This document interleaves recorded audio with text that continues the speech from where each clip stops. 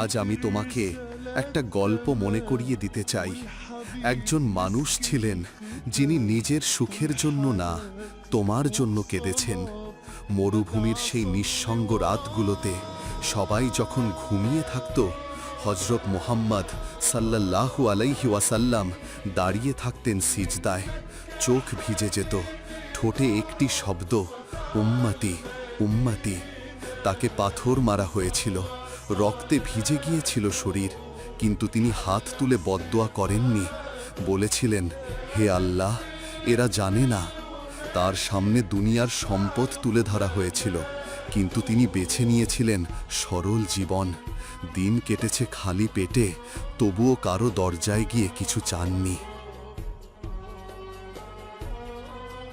কিয়ামতের কঠিন সেই দিনে যখন সবাই নিজের চিন্তায় ব্যস্ত থাকবে, মা সন্তানকে ভুলে যাবে, বন্ধু বন্ধুকে চিনবে না, সেদিনও একজন বলবেন, আমার উম্মত, আমার উম্মত। তিনি, তুমি আর আমার জন্য অপেক্ষা করবেন। কিন্তু প্রশ্ন হলো, আমরা কি তার জন্য একবার হলেও চোখের পানি ফেলেছি? আমরা কি তার সুন্নাহ আঁকড়ে ধরেছি? আমরা কি তার নামে দরুদ পাঠিয়ে হৃদয় কাঁপিয়েছি?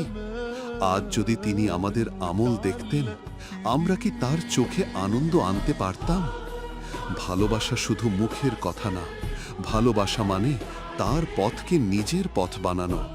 চলো আজ থেকে বদলে যাই, কারণ এমন দয়ার নবী পৃথিবীতে আর কখনো আসবেন না।